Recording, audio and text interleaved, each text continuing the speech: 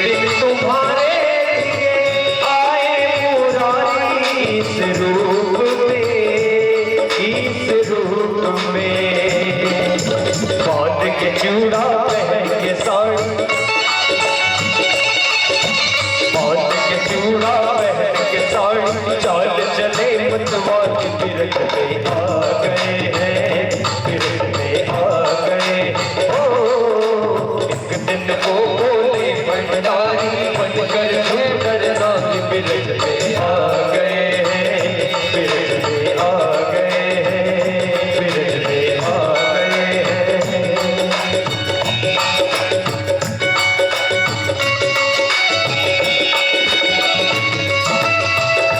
श्याम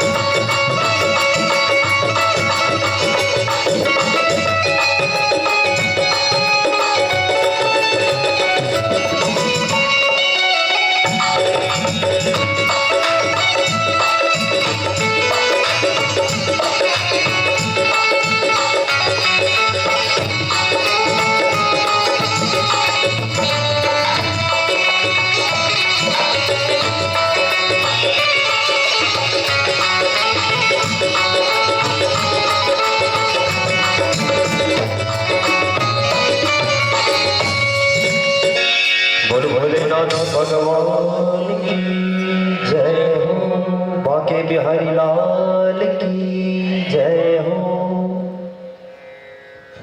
अब भोले बाबा को पता चला कि ब्रज में तो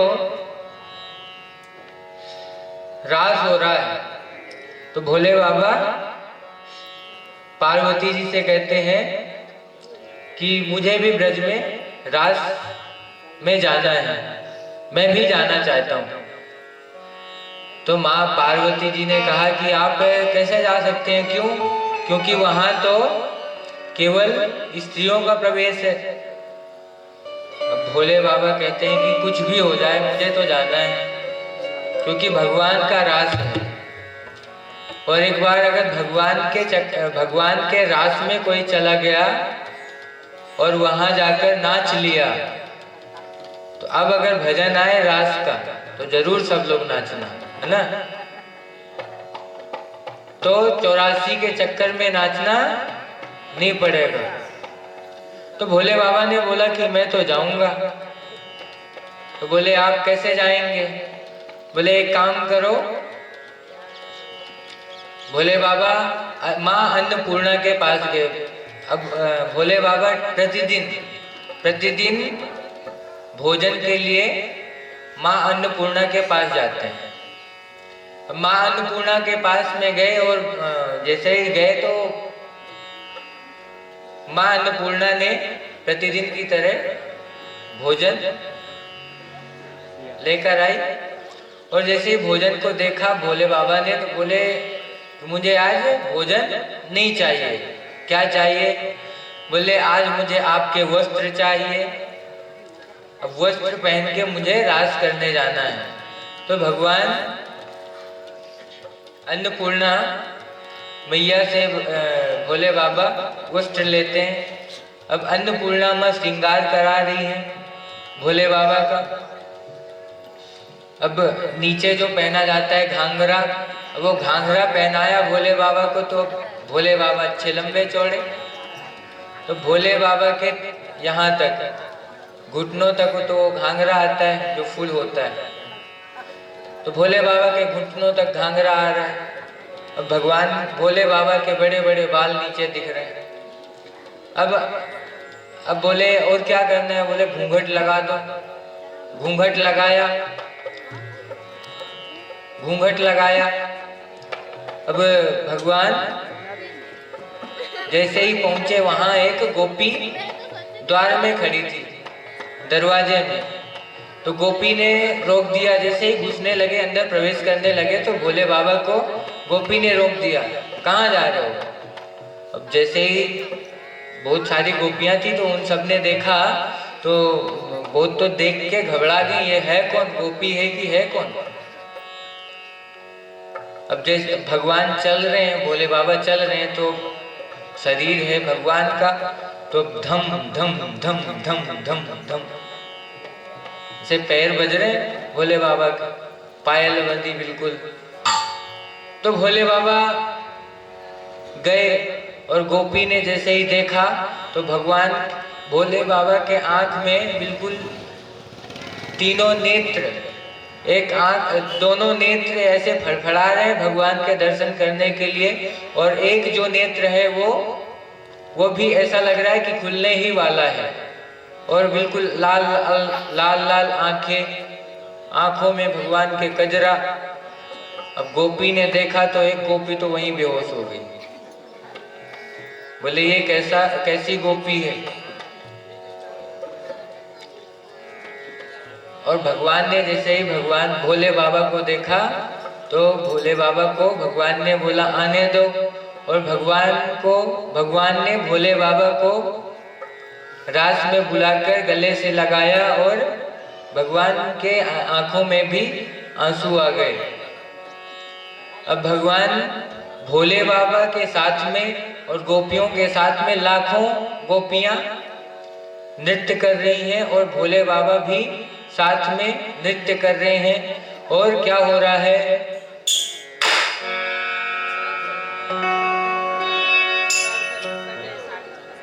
क्या हो रहा है? रास रचो है, रास रचो है,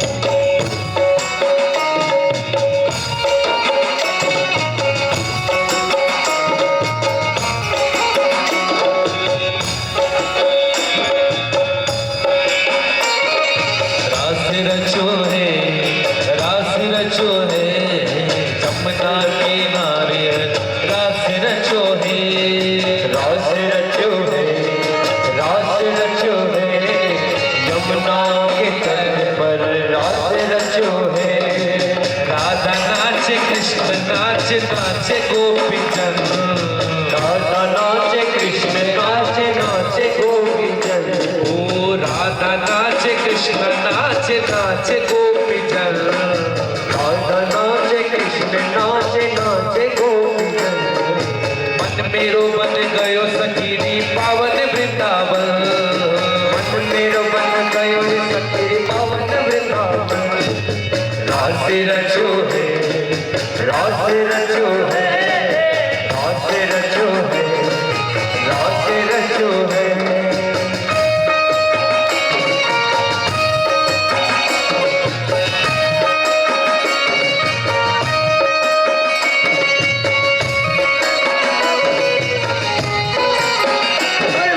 बिहारी लाल की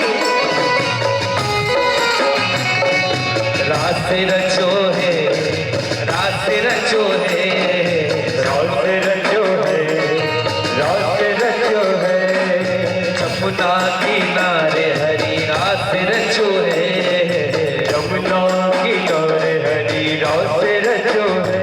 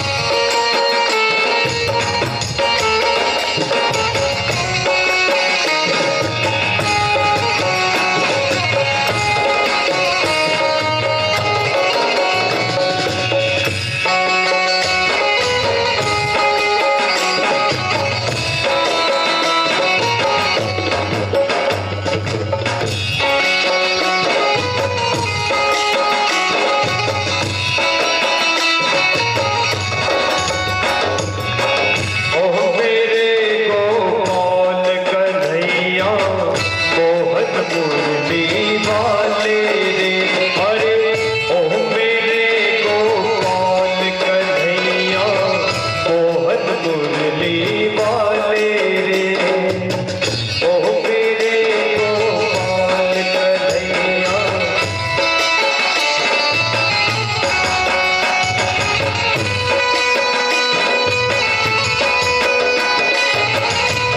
रसीले अतर रसीले बाटे रे भूख डाले रे, ओ मेरे गोपाल कन्हैया, मोहन मुरली वाले रे।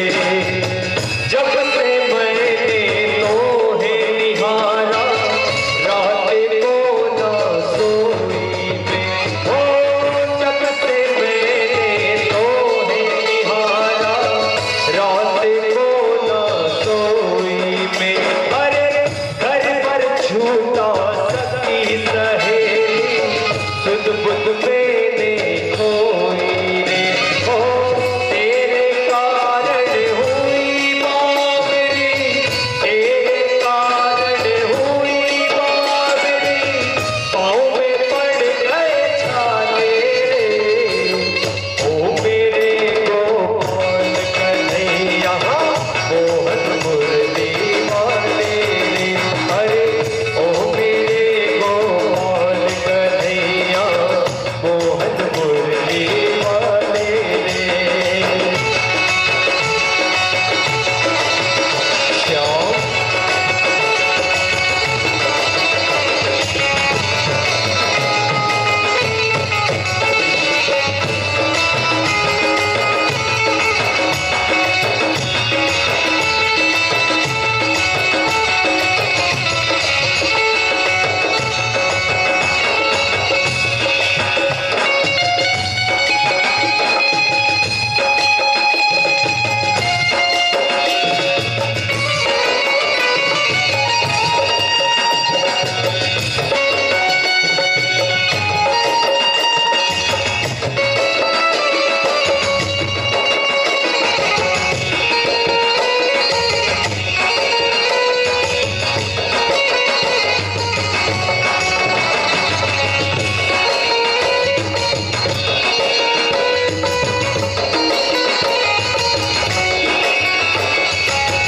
जीना जीना रे उड़ा गुलाल, माही तेरी चूनरिया लहराई।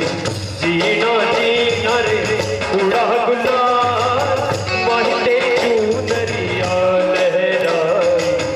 रंग तेरे गीत का, रंग तेरे प्रीत का, रंग तेरे गीत का, रंग तेरे प्रीत का, माही तेरी चूनरिया लहराई। जब जब मुझे उठा सवार, माही तेरी चूनरिया लहराई। जीना जीना रे उड़ा गुलाल, माही तेरी चूनरिया लहराई।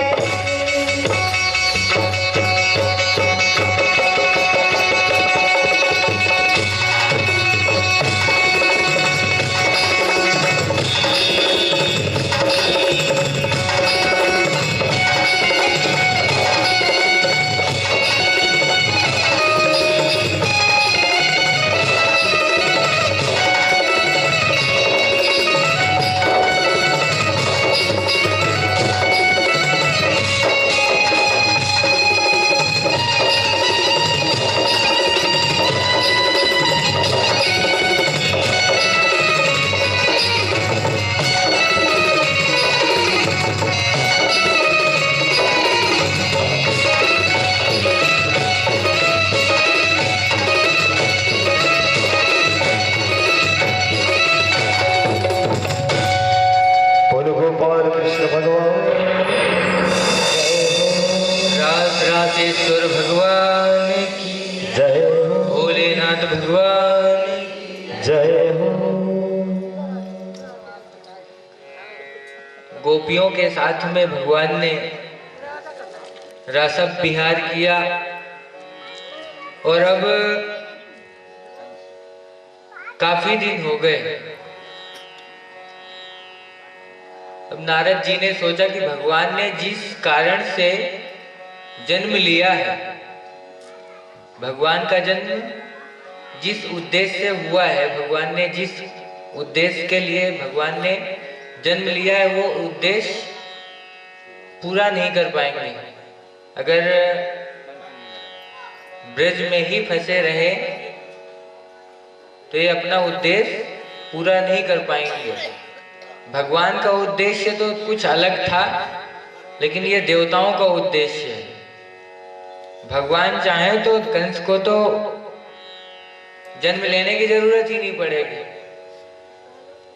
लेकिन देवता चाहते हैं कि भगवान उनका कंस का वध करें।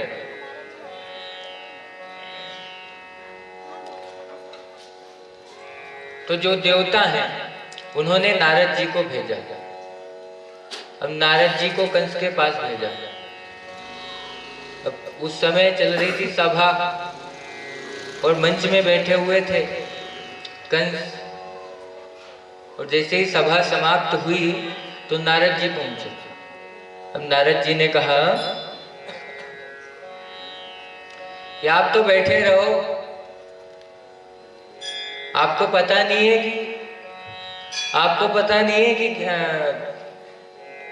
वहां आपको जो मारने के लिए जिसने जन्म लिया था, आज वो कितने वर्ष का हो गया होगा। वो तो अब तक आपको मारने की तैयारी कर रहा होगा, आपको अभी तक होश ही नहीं है। कंस बोला क्या करना चाहिए? बोले अक्रूर जी वो उनके नंद बाबा के कजन हैं, तो इनको भेजो।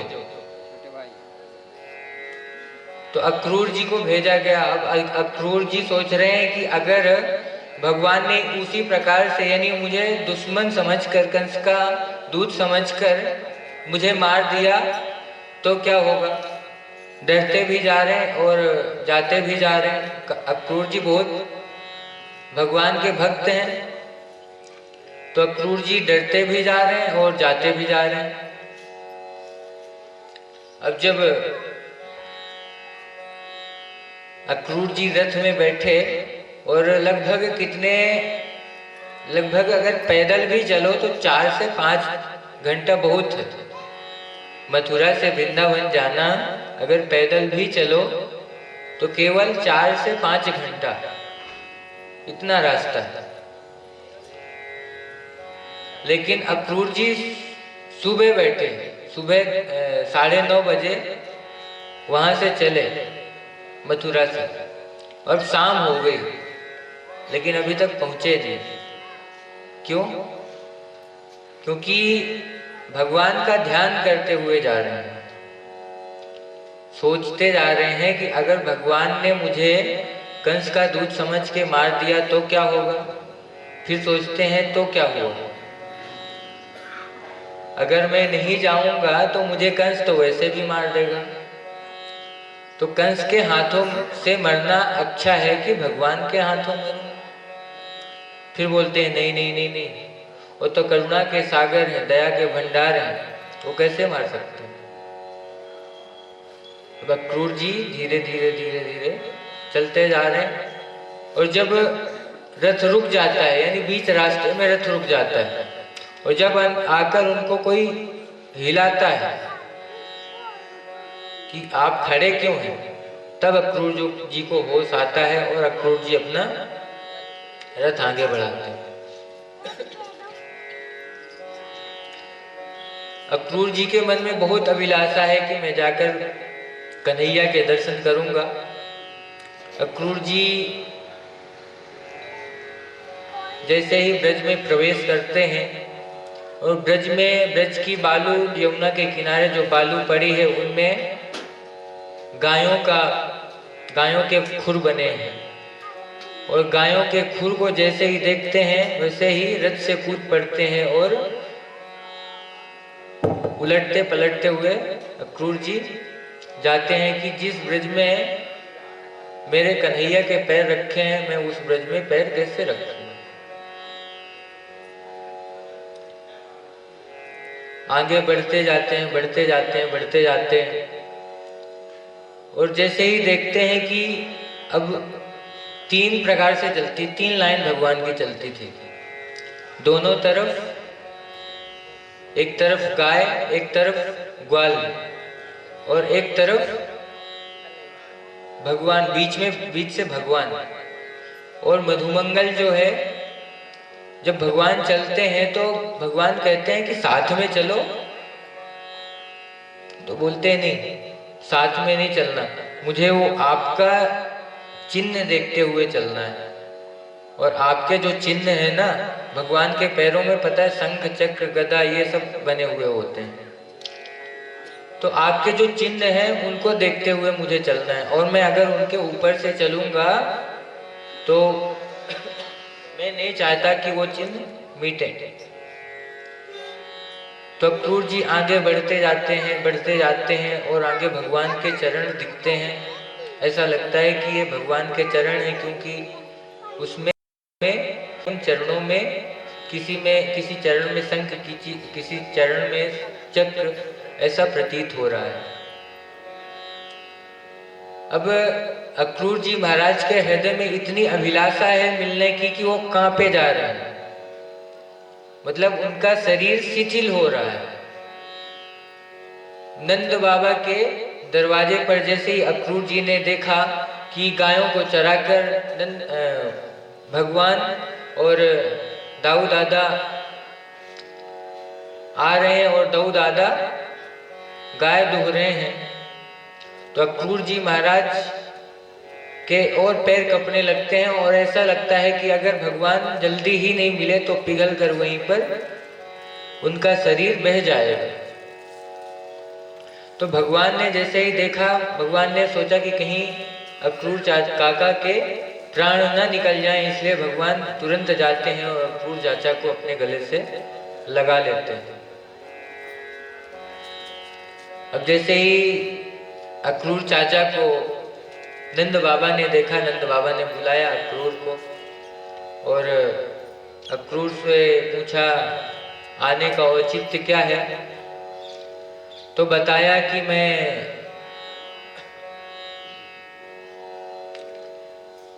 नंद बाबा को अक्रूर जी ने कुछ भी नहीं बताया,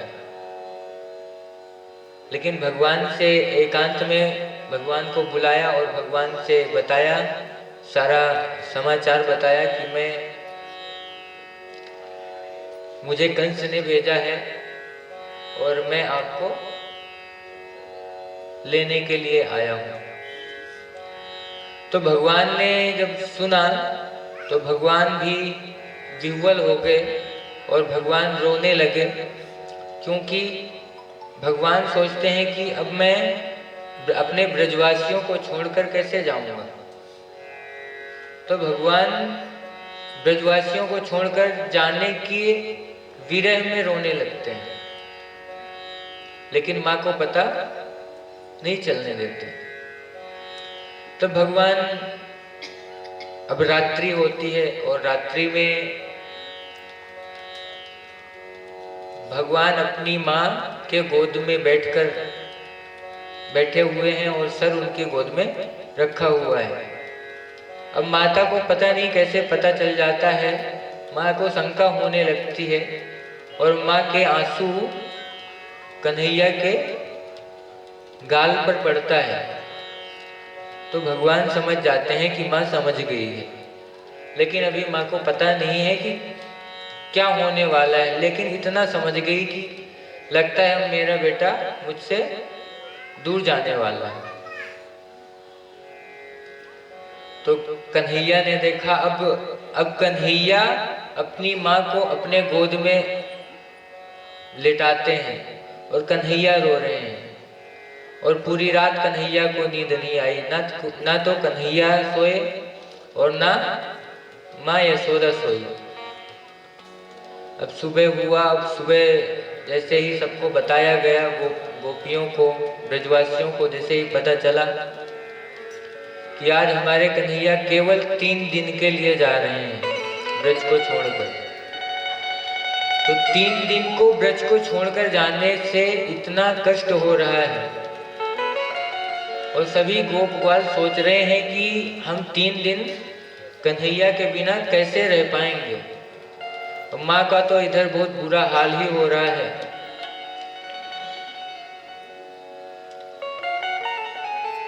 अब कुछ मतलब जाने की तैयारी में लगे हैं कि अब जाएंगे। तो गोपियों को और सभी को, जो गोप ग्वाल हैं, उनको भगवान ने बताया कि मैं 3 दिन के लिए मथुरा जा रहा हूँ और 3 दिन में वापस आ जाऊंगा। लेकिन भगवान को भी नहीं पता कि मैं 3 दिन में वापस आ पाऊंगा कि नहीं आ पाऊंगा। अब ना जाने माता को अक्रूर जी ने क्यों बता दिया। माँ अंदर थी और अक्रूर जी भी अंदर चले गए और दरवाजा लगाकर माँ को बता दिया कि कृष्ण आपका पुत्र नहीं है। अब माँ ने जैसे सुना, माँ ने अपने आंसू रोक नहीं पाए।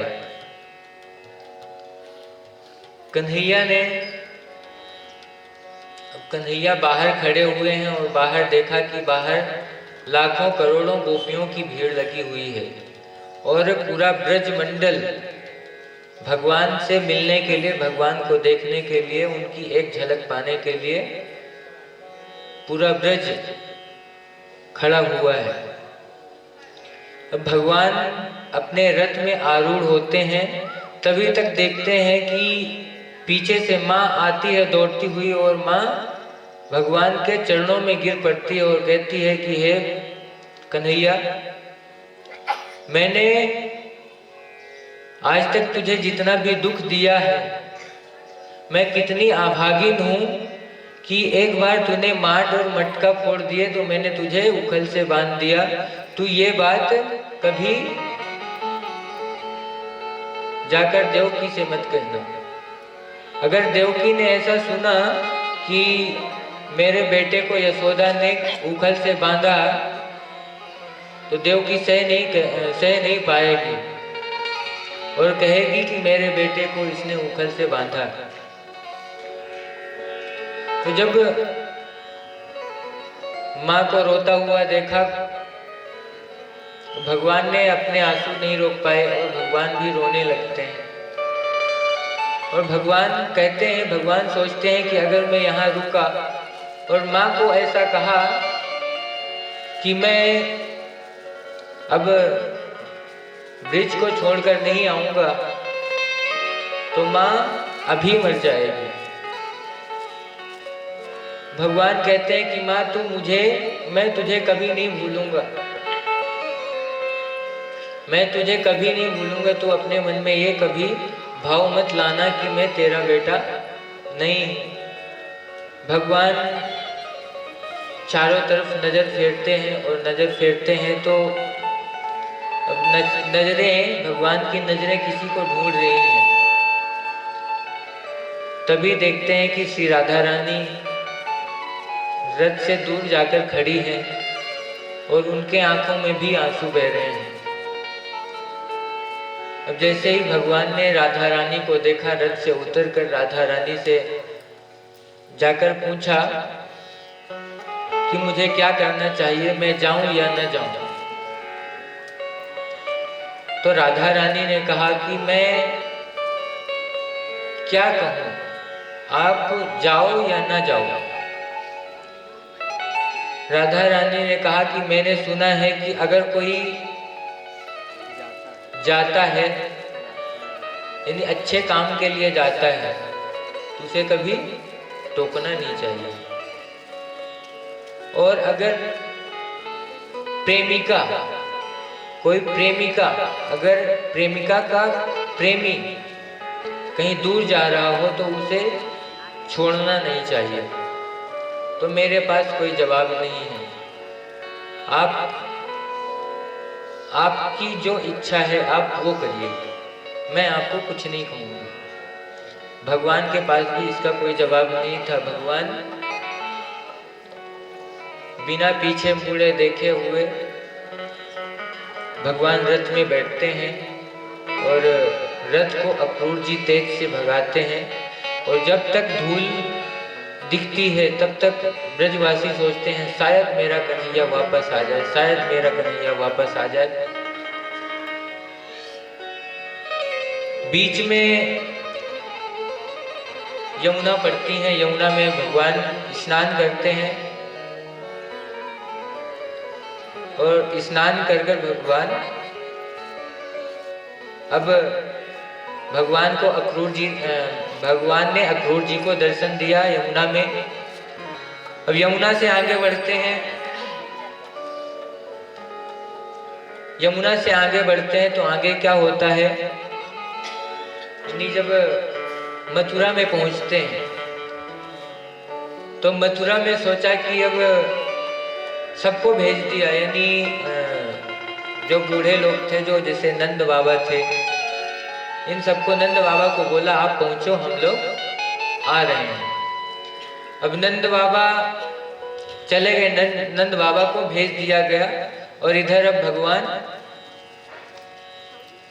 एक धोबी के यहाँ यानी स्नान कर रहा था, धोबी कपड़े धोल रहा था और सुखाया हुआ था कपड़े, और वो कपड़े थे कंस मामा के।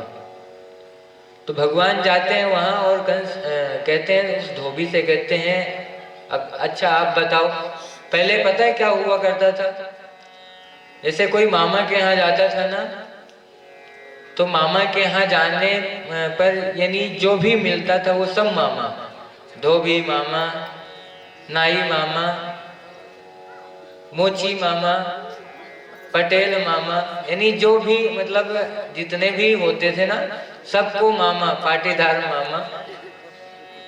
भाई पाटीदार भी हैं तो बुरा मान जाएंगे कि हमारा एक दिन भी नाम नहीं लिया। बोलो राधे राधे। तो जो भी होता है सब मामा। तो बोलते धोबी मामा एक काम करो, ये जो हमारे खास मामा लगते हैं कंस जो है ना, तो हमारे खास मामा हैं। बोले अच्छा, हमें पता है कंस ने तुम्हें क्यों बुलाया है, हमारे राजा ने पता है हमें क्यों बुलाया तुमको। तो बोले अच्छा बताओ क्यों बुलाया है। बोले वो तो हम एक थप्पड़ में बता देंगे। तो अब ज्यादा अकड़ के बोला तो भगवान के साथ में जो छोटे छोटे ब्रजवासी हैं, तो मधुमंगल ने बोला अरे कन्हैया एक काम कर, तू तो जो होगी सो देखी जाएगी, तू तो पहले पूतना वाले हाथ दिखा देगी, इसको पूतना वाले हाथ दिखा दे, ये ज्यादा उछल रहा है। तो भगवान ने कहा दिखाए दो। बोले हाँ तू घबराइयो मत, मैं हूं तेरे साथ, तो अपने पूतना वाले हाथ दिखा। तो जैसे ही भगवान ने सुना, भगवान ने एक थप्पड़ लगाया, धोबी गोविंदाय नमो नमः। अब ये धोबी पता है ये कलयुगी जो केटली होती है चाय की, तो चाय की केटली चाय से ज्यादा गर्म होती है। जो धोबी था ये ज्यादा अकड़ रहा था, यानी ये सोच रहा था कि मैं स्वयं कंस हूं। यानी आप किसी मंत्री के पास जाएं और मंत्री जी आपको कहें, मंत्री जी से आपको मिलना हो और किसी जो उनके पास में रहते हैं उनसे बोलो कि मंत्री जी से मिलना है, तो मंत्री जी भले मिलने के लिए तैयार हो जाएं, लेकिन जो साथ में रहते हैं वो जरूर बोलेंगे अरे उनके पास टाइम नहीं रहता, होता है ना। तो ये कलयुगी है ना। अच्छा कलयुग में अगर एक भाई दूसरी पार्टी में हो और दूसरा भाई दूसरी पार्टी में हो, तो भी इतनी लड़ाइयां होती हैं, आप देखते ही होंगे राजनीति में। कलयुग का प्रभाव इतना बुरा हो गया है ना कि भाई भाई को नहीं जानता, भाई भाई ये नहीं होता कि ये भाई मेरा है, भाई भाई से दुश्मनी हो जाती है।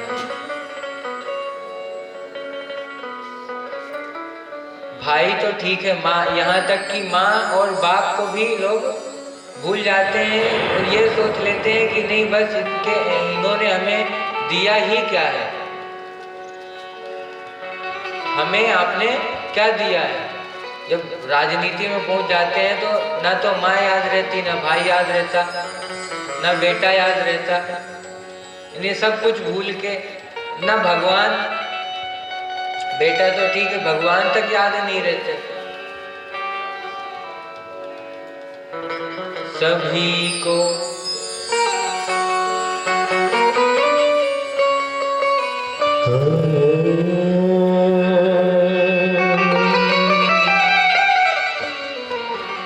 इस जमाने में कलेजा तक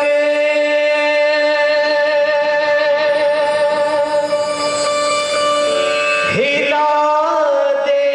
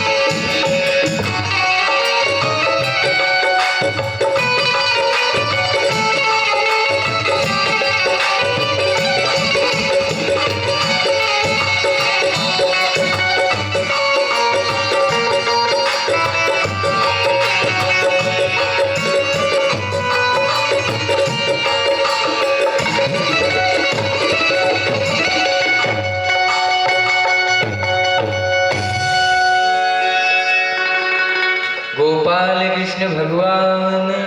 जय। अच्छा, ये सब करके सोचते हैं कि हम सुखी हो जाएंगे, लेकिन सुखी नहीं होते। एक चुनाव बिहार गए तो कंगाल। बोलो राधे राधे। अच्छा, इस जग में सबसे ज्यादा सुखी कौन है? भगवान का भक्त। बोले दीन कहे धनवान सुखी, धनवान कहे सुख राजा को भारी, राजा कहे महाराज सुखी, महाराज कहे सुख इंद्र को भारी, इंद्र कहे चतुरानन को सुख, ब्रह्म कहे सुख विष्णु को भारी, और तुलसीदास विचार कहे हरि भजन बिना सब जीव दुखारी। तुलसीदास जी कहते हैं हरि के भजन के बिना सब दुखारी। दीन कहता है कि धनवान सुखी है। जो सबसे ज्यादा गरीब होता है उसको लगता है जिसके पास ज्यादा धन है वो सुखी है, और जो धनवान है वो कहता है कि मुझसे ज्यादा सुखी तो राजा है। और राजा कहता है मुझसे जो बड़ा वाला महाराजा है, यानी राजाओं का भी जो राजा है, वो सबसे बड़ा राजा है, वो ज्यादा सुखी है। और महाराजा क्या कहता है कि मुझसे ज्यादा सुखी इंद्र है, और इंद्र भी कहता है कि मुझसे ज्यादा सुखी चतुरानन है, और चतुरानन कहता है कि मुझसे ज्यादा सुखी भगवान विष्णु है। लेकिन तुलसीदास जी कहते हैं कि न तो दीन सुखी है, न धनवान सुखी है, न राजा सुखी है, न महाराजा सुखी है, न इंद्र सुखी है, न ब्रह्मा सुखी है, न विष्णु सुखी है। सबसे ज्यादा सुखी वही है जो हरि भजन करता है। हरि के भजन बिना सब दुखारी है। अच्छा, मतलब इसका मतलब क्या हुआ? जो भक्त है केवल वो सुखी है, बाकी सब दुखारी है, क्योंकि भक्त भगवान से भी बड़ा है। भक्त भगवान से भी बड़ा है। एक बार नारद जी पृथ्वीलोक में आए, और नारद जी पृथ्वीलोक से घूम के गए तो भगवान से पूछा कि प्रभु आप भक्तों को इतना तवज्जो क्यों देते हैं? जो आपके भक्त हैं उनको आप इतना क्यों मानते हैं? तो नारद जी से भगवान ने कहा कि एक बात बताओ, समुद्र बड़ा होता है या आकाश? बोले समुद्र से, पृथ्वी से बड़ा आकाश। बोले आकाश से बड़ा कौन? आकाश को किसने नापा था 3 पग में? वामन भगवान ने। आकाश से बड़ा कौन हुआ? वामन भगवान। वामन भगवान को अपने वश में किसने किया था? उसी बाली ने जिसकी जमीन को भगवान ने नापा था। मतलब भगवान से बड़ा भक्त। भगवान किसके द्वारपाल बने थे मालूम है ना? राजा बलि। यानी राजा बलि के भी नौकर कौन? भगवान। तो सबसे बड़ा कौन हुआ? भगवान की भक्त। तो इसीलिए बोलता हूँ भगवान बनने की कोशिश मत किया करो। लोग भगवान बनने की कोशिश करते हैं। तो जो कंस का धोबी था वो भी ज्यादा भगवान बन रहा था, तो उसका भी वही हाल हुआ, एक थप्पड़ में नीचे गड़ गया। बोलो राधे राधे। अब आगे भगवान के साथ में जो साथ में थे गोप ग्वाल, तो अब उन्होंने कपड़े पहने, बोले छांट लो। भगवान ने कहा छांट लो, जिसको जो पसंद आए पहन लो। तो सबने अपने अपने पसंद के कपड़े पहन लिए। अब सोचो किसी का मतलब किसी दादाजी के कपड़े किसी पोते पहन लें तो क्या होगा? झाड़ू लगाएगा पूरे रास्ते में। तो जो गोपवाल वस्त्र पहने हुए थे वो झाड़ू लगाते हुए जा रहे थे बिना झाड़ू के, क्योंकि बड़े कपड़े थे और गोपवाल छोटे छोटे, तो पूरी रास्ते पे झाड़ू लगाते हुए जा रहे थे। तो ग्वालों ने कहा कन्हैया ये तेरे मामा का नगर है ना? बोले हाँ बिल्कुल मेरे मामा का नगर है। बोले एक काम करता है यार, थोड़ा सा वो कपड़े बड़े हो गए हैं। बोले थोड़े से नहीं, बहुत बड़े हो गए कपड़े। बोले चलो व्यवस्था करते हैं। आगे गए, आगे एक दर्जी मिला। दर्जी को वो दर्जी पता है कौन है? ये दर्जी भगवान राम के, जब भगवान राम का विवाह हुआ तब दर्जी को बुलाया गया। तो जो दर्जी था वो जैसे ही भगवान को स्पर्श करने लगा उनकी नाप लेने के लिए, तो जो साथ में रहते हैं उन्होंने कहा नहीं, बिना छुए उनको बिना छुए ही तुमको नाप लेना होगा। तो दर्जी रोते रोते भगवान के नाप ले रहा था, तो भगवान के चरणों में उसके आंसू गिरे। तो भगवान ने उसको मन ही मन कहा कि तू भूलना मत मुझे, मैं अगले जन्म में श्री कृष्ण बनकर आऊंगा और तुझे अपने पूरे विग्रह का दर्शन कराऊंगा और पूरे विग्रह का स्पर्श कराऊंगा। तो आज पूरे जो गोपवाल थे उनके वस्त्र पहले सिलवा दिए भगवान ने, और फिर अंदर भगवान दर्जी को अंदर ले जाते हैं और अंदर से दरवाजा लगाते हैं और भगवान कृष्ण भये रघुनाथ, श्री रामचंद्र भगवान की जय हो। अब जैसे ही इस कृष्ण भगवान को रघुनाथ के रूप में देखा तो दर्जी प्रेम में विह्वल हो गया और गले लगाया भगवान को। और आगे चले तो आगे चलकर अच्छा, जब तक ब्रजवासियों के कान में है ना, जब तक ब्रजवासियों के कान में फूल नहीं होता, आप आजकल तो बहुत शहर हो गया ब्रज में, लेकिन आज भी जो गांव वाले यानी ब्रज में जो गांव के लोग रहते हैं उनको आप देखेंगे, वहाँ पे जो गोप ग्वाल होते हैं ना, जो ग्वाला होते हैं, वो जब तक अपने फूल कान में फूल नहीं लटका लेते। माला मिल जाए तो बहुत बढ़िया बात है, शर्माते नहीं है। पूरे माथे में तिलक, गोपी चंदन या फिर पीला चंदन पूरे माथे पे, और या तो माला हो या तो फिर कान में 2 फूल मिल जाएंगे। अगर ज्यादा माला नहीं मिलेंगे तो 2 फूल मिल जाएंगे, एक एक कान में दोनों फूल लटका लेते हैं, शर्माते भी नहीं। तो ऐसे होते हैं। तो एक ब्रजवासी बोला कि कन्हैया एक काम कर यार, वो फूल मिल जाए, माला मिल जाए तो बड़ा आनंद आ जाए। तो एक माली के यहाँ जाते हैं और माली से फूल मांगते हैं, तो माली उनको फूल देता है।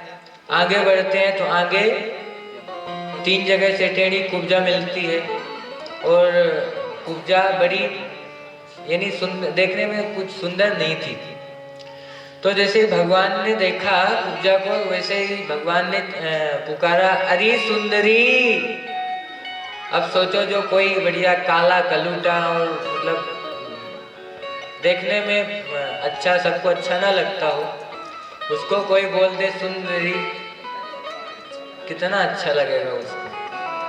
तो जैसे ही उसने देखा, सुना कि सुंदरी, तो पीछे मुड़ के देखा, तो पीछे देखा तो भगवान खड़े हैं। और भगवान कुब्जा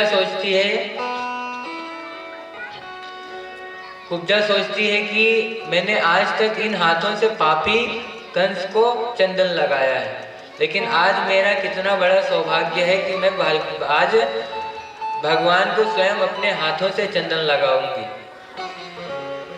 सब जो साथ में सखा थे सबको चंदन लगाया और भगवान को भी चंदन लगाया और भगवान से कहा आप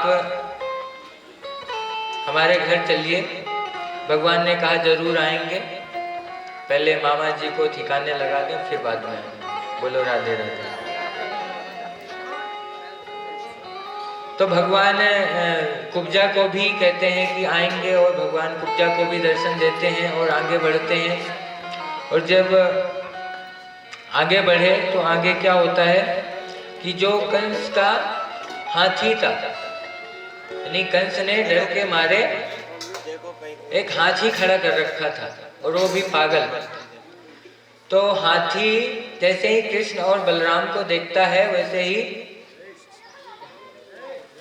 वैसे ही हाथी भगवान के ऊपर हमला कर देता है। भगवान दोनों दांत पकड़ते हैं और दांत पकड़कर खींचते हैं। हाथी नीचे गिर जाता है और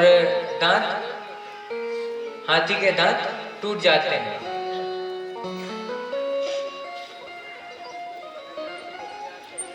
हाथी के दांत टूट जाते हैं। तो भगवान कहते हैं, हाथी के दांत टूट जाते हैं तो भगवान कहते हैं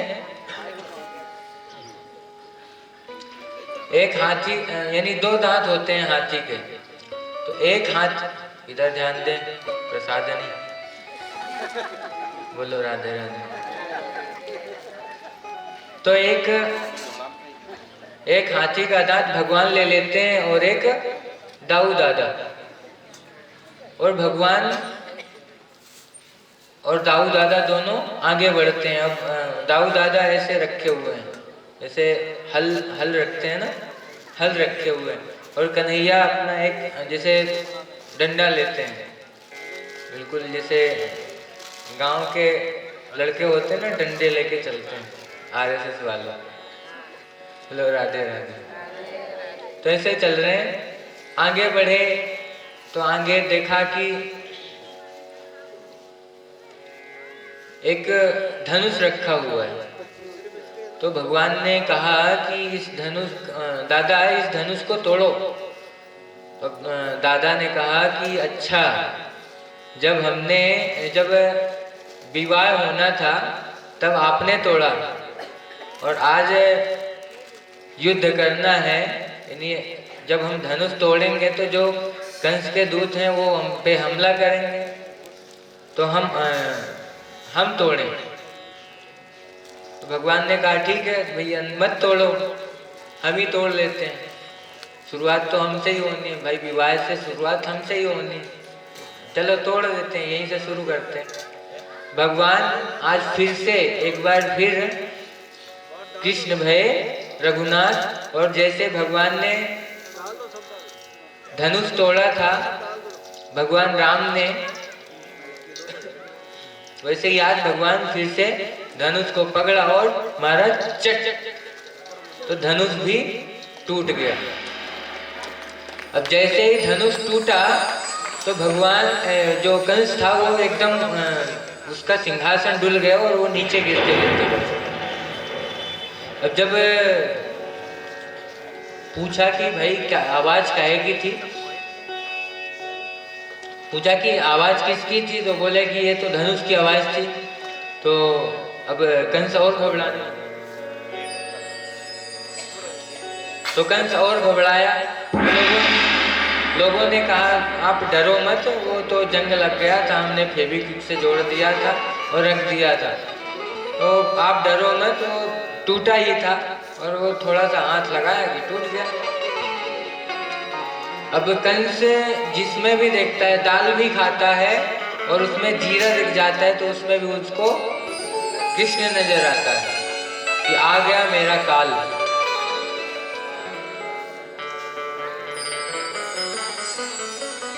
अब भगवान कहाँ पहुंचते हैं? युद्ध भूमि में सभा लगी हुई है और सभा के अंदर यानी मल्ल युद्ध चल रहा है और कंस बैठा हुआ है 50 सीढ़ी ऊपर, और 50 सीढ़ी ऊपर से कंस मल्ल युद्ध देख रहा है। और जैसे ही भगवान और दाऊ दादा प्रवेश करते हैं अपने सखाओं के साथ में, तो सब लोग अपनी अपनी नज़र से देखते हैं।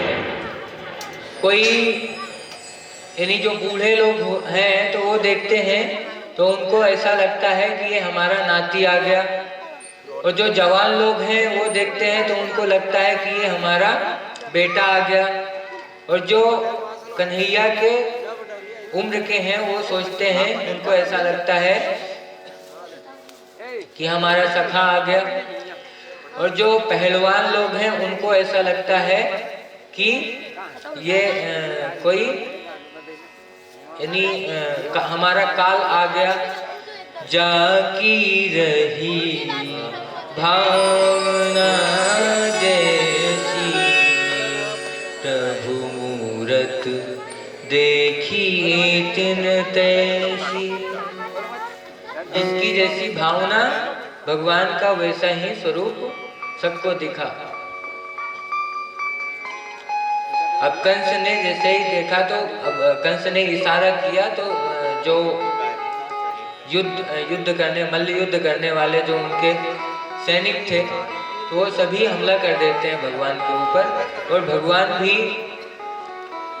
उन सबको, भगवान और दाऊ दादा मिलकर उनको खत्म करते हैं। काशी ब्योमासुर ये सब आदि बहुत सारे आए और भगवान ने उनका भी उद्धार किया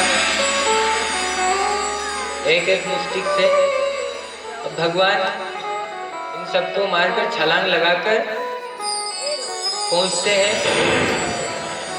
कंस के पास पहुंच जाते हैं और कंस के केस पकड़ते हैं, और कंस का केस पकड़ कर कहते हैं कि जिस माँ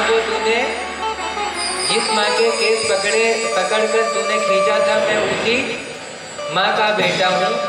आज जिस प्रकार से तूने मारा था, आज मैं उसी प्रकार से तुझे भी मारूंगा। भगवान उछल कर कंस को नीचे फेंक देते हैं और कंस के ऊपर जाकर कूद जाते हैं।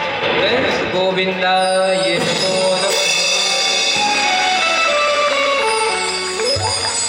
अब जब कंस मरा तो जो सामने बैठे हुए थे आसपास, तो सब लोग कुछ लोग ताली बजाए और कुछ लोग नहीं बजा रहे थे। उनको पता है क्या लग रहा था? उनको ऐसा लगा कि कहीं अभी कंस जिंदा ना हो, और यहाँ जो लोग बैठे हैं उनको भी ऐसा लग रहा है कि कहीं कंस कहीं अभी जिंदा ना हो, इसलिए ताली नहीं बजा रहे। अरे जोर से बजाओ ताली। बोले कंस मर्दन भगवान की जय हो।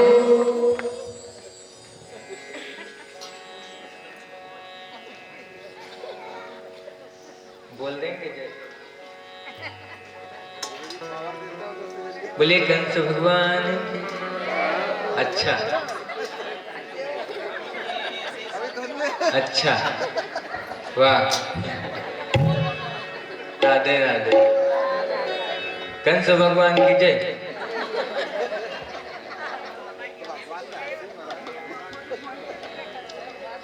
तो कंस को भगवान ने कंस का भी उद्धार किया। अब भगवान के साथ में जो ग्वाल आए थे, भगवान ने उन्हें वापस विदा किया। नंद बाबा और दाऊ दादा को भी विदा किया, सबको विदा किया और सब ब्रज की ओर चले जाते हैं, ब्रज में चले जाते हैं। अब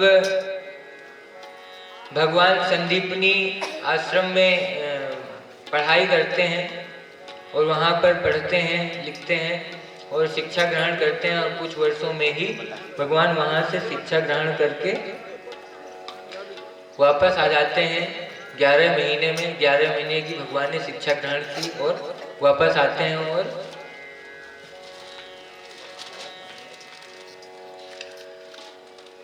वापस आते हैं भगवान। और फिर अब भगवान का बहुत बड़ा नाम हो गया, श्री 1008 श्री वसुदेव पुत्र देवकी नंदन श्री कृष्णचंद्र जी महाराज, युवराज श्री कृष्णचंद्र जी। अब इतना बड़ा नाम हो गया। अभी जब गोकुल में थे तब क्या नाम था? कन्हुआ। आज इतना लंबा नाम हो गया। भगवान वापस आते हैं और आज भगवान खड़े हुए हैं और भगवान मथुरा के महलों में खड़े हुए हैं, छत में खड़े हुए हैं और छत में खड़े होकर याद करते हैं। और भगवान के आंखों से आज आंसू गिर रहे हैं। तो माँ ने कहा कि चलो भोजन कर लो, थोड़ा भोजन करो। भगवान जाते हैं भोजन करने के लिए। भगवान पहले से ही अपने ब्रजवासियों को याद कर रहे थे। अब माँ देवकी ने भोजन के लिए बुलाया और भोजन में आज पहला ही दिन था। भगवान गुरुकुल से वापस आए थे और आज पहला ही दिन था। भगवान को माँ ने भोजन के साथ में माखन और मिश्री ये सब दिया। और भगवान ने जैसे ही माखन मिश्री को देखा, भगवान की आंखों से फिर से आंसू आ गए। और भगवान जाकर फिर मथुरा के महलों के ऊपर खड़े हो जाते हैं और वहां खड़े होकर ब्रज की ओर देखने लगते हैं और रोने लगते हैं। तभी उद्धव आते हैं और उद्धव कहते हैं कि हे कृष्ण, आप रो क्यों रहे हैं? तो भगवान कहते हैं कि जब मुझे कोई याद करता है ना, तो मैं भी उसे याद करता हूँ। आज ब्रजवासी मुझे याद कर रहे होंगे। मैंने अपनी माँ से वादा किया था कि मैं 3 दिन में वापस आ जाऊंगा, लेकिन आज तक मैं मथुरा वापस नहीं गया। और अगर मैंने ये बोल दिया होता कि मैं कभी नहीं आऊंगा, तो माँ मेरी उसी समय मर गई होती। तो उद्धव ने कहा कि चलो नीचे। भगवान ने कहा नहीं, कम से कम मैं नहीं जा सकता, तो कम से कम और मैं नहीं जा सकता और ब्रजवासी यहाँ नहीं आ सकते, तो वहाँ की हवा तो कम से कम मुझे स्पर्श करती हुई आएगी और मैं उसी से अपने ब्रजवासियों का महसूस करूँगा। भगवान को रोता देखकर उद्धव जी कहते हैं कि आप तो बड़े ज्ञानी हैं, आप तो बड़े ही ज्ञानी हैं, आप ऐसे क्यों रो रहे हैं? तब भगवान कहते हैं कि हे उद्धव, तू अभी ब्रजवासियों को नहीं जानता। ये उद्धव जो है ना, ये बृहस्पति प्रवरो मंत्री, यानी बृहस्पति का, गुरु बृहस्पति का मेन शिष्य है और भगवान का मंत्री भी है। तो कहीं ना कहीं अहंकार भी है। अब ज्ञान का भी अहंकार है कि मुझे इतना ज्ञान है कि मैं अपने ज्ञान के द्वारा सबको मोहित कर सकता हूँ, यानी परास्त भी कर सकता हूँ। तो थोड़ा अहंकार भी है।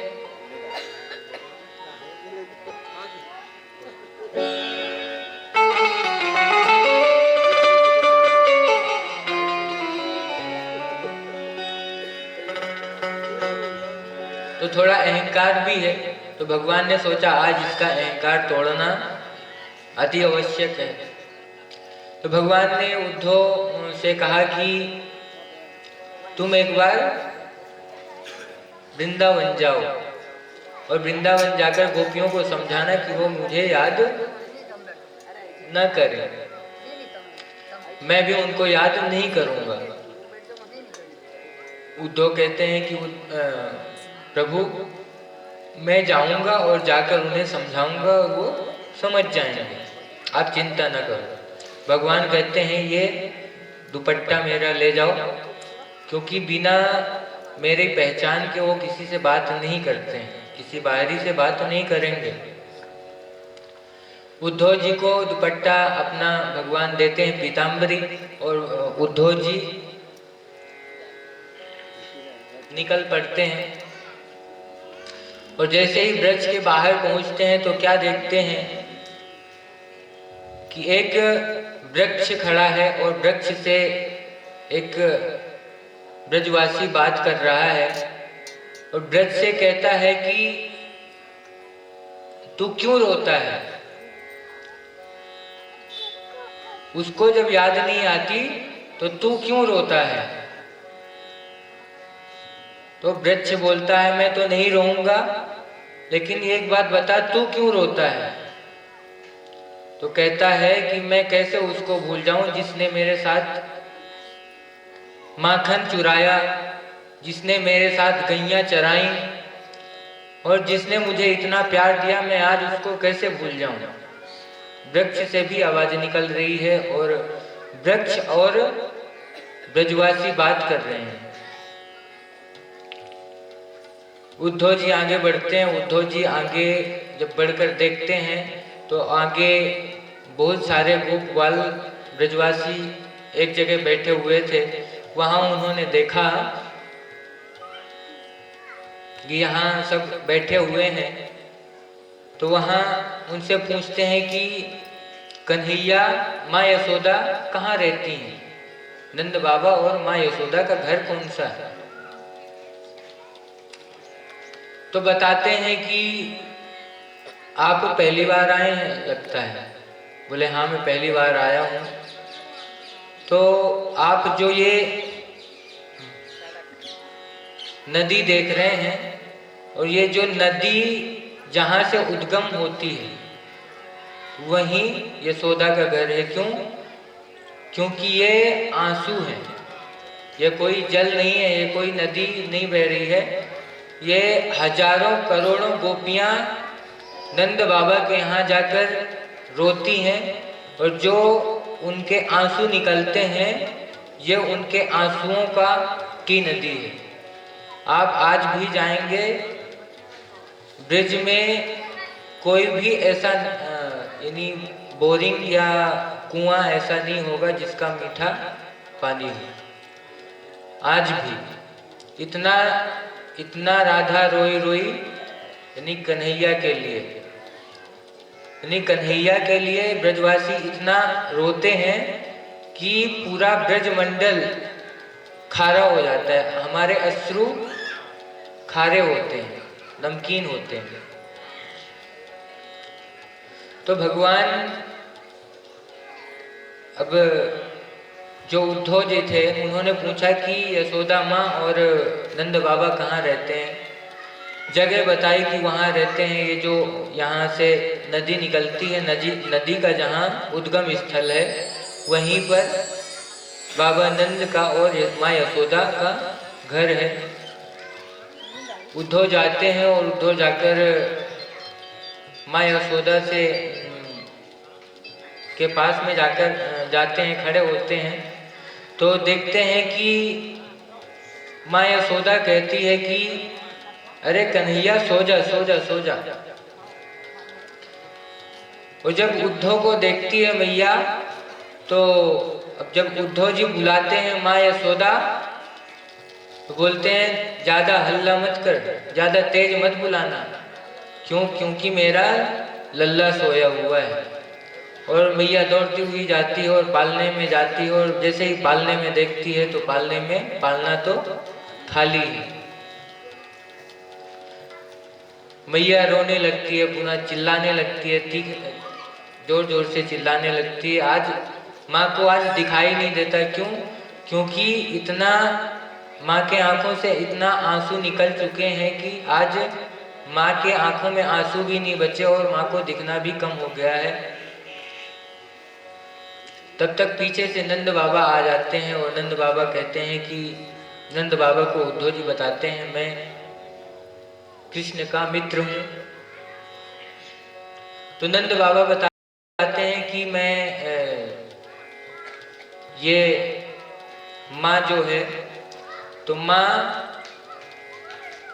पहले ही मर गई होती अगर कृष्ण ने, ये केवल और केवल इसलिए जीवित है क्योंकि इसने आस लगा कर रखी है कि एक दिन मेरा कृष्ण जरूर आएगा, और अगर वो आया और मैं नहीं मिली तो मेरा कृष्ण बहुत रोएगा, मेरा कन्हैया बहुत रोएगा। इसलिए आज तक जीवित है।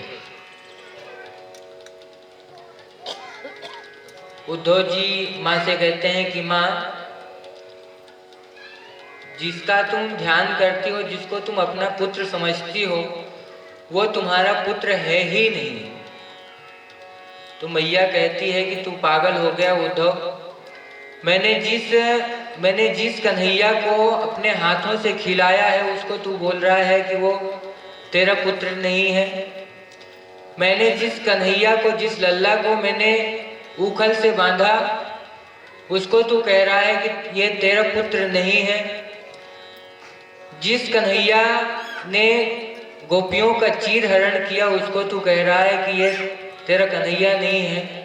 और तू कह रहा है कि बिन उपग चले सुनई बिनु कान्हा। तो क्या देवता, जो जिसको तू देवता कह रहा है, वो मेरे हाथ से माखन खाता था। इसी घर में उसने मटके फोड़े थे और मैंने इन्हीं हाथों से उसे बांधा था। और तू कह रहा है वो तेरा बेटा नहीं है। क्या मैं भगवान को बांध सकती हूँ?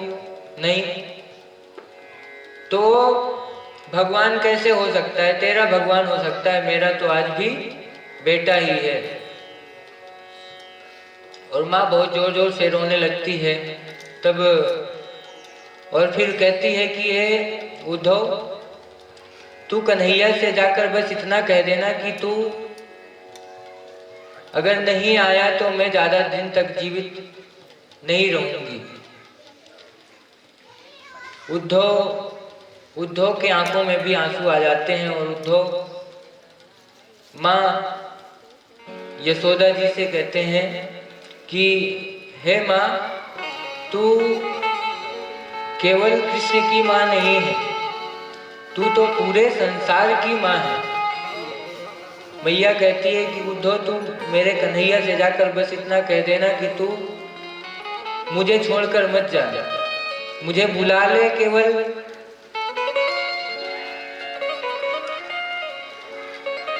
मैं वहां माँ बनकर नहीं रहूंगी, तू केवल मुझे अपनी दासी बनाकर रख लेना, मैं तेरे पैर दबाया करूंगी। बस मुझे बुला ले, मैं तेरे दर्शन रोज शाम सुबह कर लिया करूंगी। बस इतना जाकर कह देना कन्हैया से। माँ बहुत जोर जोर से रोने लगती है। तभी भगवान को लगता है कि अगर मैं माँ के पास नहीं पहुंचा तो माँ इसी वक्त मर जाएगी। तो माँ को दर्शन देने के लिए माँ के पास भगवान आते हैं और माँ को गले से लगाते हैं और वहां से अंतर ध्यान हो जाते हैं। अब जैसे ही उद्धव ने ये दृश्य देखा कि ये अभी मैंने भगवान को तो मथुरा में छोड़कर आया था और अब भगवान तो यहाँ, ये कैसे हो सकता है? उद्धव जी गोपियों के पास में जाते हैं और गोपियों से भी जाकर गोपियों को भी कहते हैं कि हे गोपियों, जिनको तुम भजती हो वो तुम्हारा,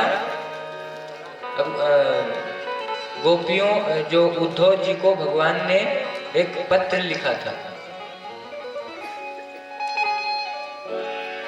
तो भगवान का पत्र जो था वो उद्धव के हाथ में था और उद्धव के हाथ में जो पत्र था उसकी जो लेखनी की स्टाइल थी वो समझ गई कि ये भगवान ने ही लिखा है। तो भगवान का पत्र समझकर उस पत्र को सभी गोपियां पकड़ने लग गई। अब जब सभी गोपियां पकड़ने लग गई तो उस पत्र का एक इतना टुकड़ा उन गोपियों में आया।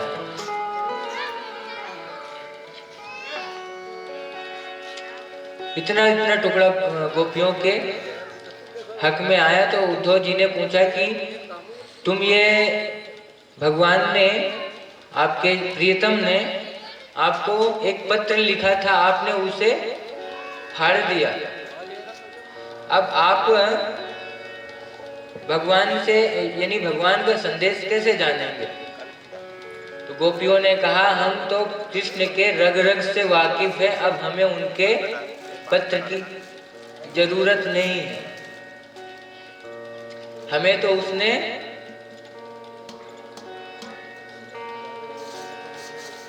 हमने उसके साथ में क्रीड़ा की है, हमने उसके साथ में रास किया है, अब हमें उसे समझने की जरूरत नहीं है। हमने पहले ही ऑलरेडी समझ रखा है कृष्ण को।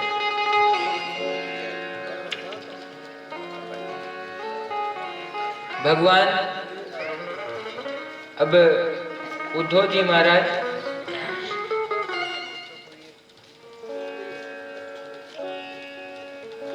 महाराज देखते हैं गोपियों की तरफ और गोपियां क्या कहती हैं कि हे उद्धव मोहे, हम लोग कन्हैया को भूल नहीं सकते, हम लोग कृष्ण को नहीं भूल सकते। तुम कितना भी कह लो कि कृष्ण भगवान है, कृष्ण कौन है, वो हमें उससे मतलब नहीं है।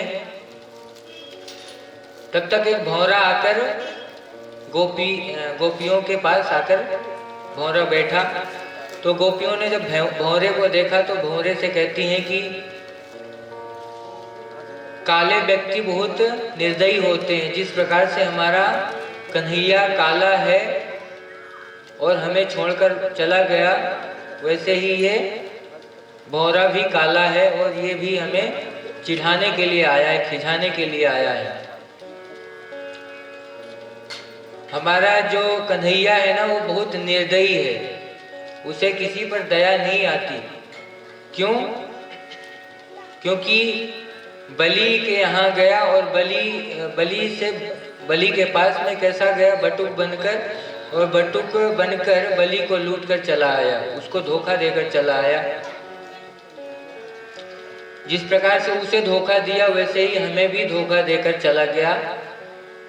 और 3 दिन की कहकर गया था और आज वर्षों बीत गए और वर्षों तक आज हमें याद भी नहीं किया, और आज याद भी किया तो एक संदेश वाहक भेज दिया। अब जब गोपियों की ऐसी बातें सुनी उद्धव समझ गए कि ये कोई साधारण गोपियां नहीं है। अच्छा, ये गोपियां पता है कौन है? ये पूर्व जन्म में कोई मछली थी, तो जब भगवान मत्स्य अवतार धारण किए और भगवान का स्वरूप देखकर इन मछलियों के अंदर भगवान को पाने की चाहत हुई, तो भगवान ने उनसे कहा कि मैं कृष्ण अवतार में जन्म लूंगा, आप सब गोपियां बन के आना। कुछ गोपी ऐसी थी और कुछ गोपियों ने जब भगवान राम अयोध्या से लंका से वापस यानी वनवास से वापस अयोध्या जा रहे थे, तब बहुत सारे जो संत थे उन्होंने आस लगाकर रखी थी कि भगवान हमें मिलने आएंगे, तो वो थे। तो इस प्रकार से ये सब गोपियां थी। तब यानी ये गोपियां हैं और गोपियां गोपियां उद्धव से कहती हैं कि हे उद्धव, हम कृष्ण को बहुत अच्छी तरह से जानती हैं और कृष्ण बहुत कपटी है। उद्धव बहुत प्रेम में पागल हो जाते हैं और उद्धव 6 महीने तक बाद वापस मथुरा में जाते हैं। कह के आए थे कि मैं खाली 1 दिन रुकूंगा और आ जाऊंगा, लेकिन 6 महीने बाद भगवान के पास मथुरा वापस जाते हैं।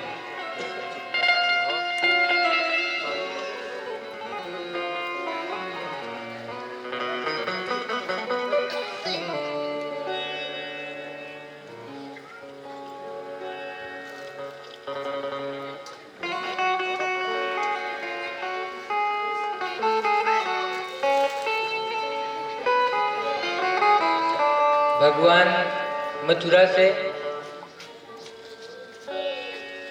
उद्धव मथुरा वापस जाते हैं। आइए बाकी की कथा,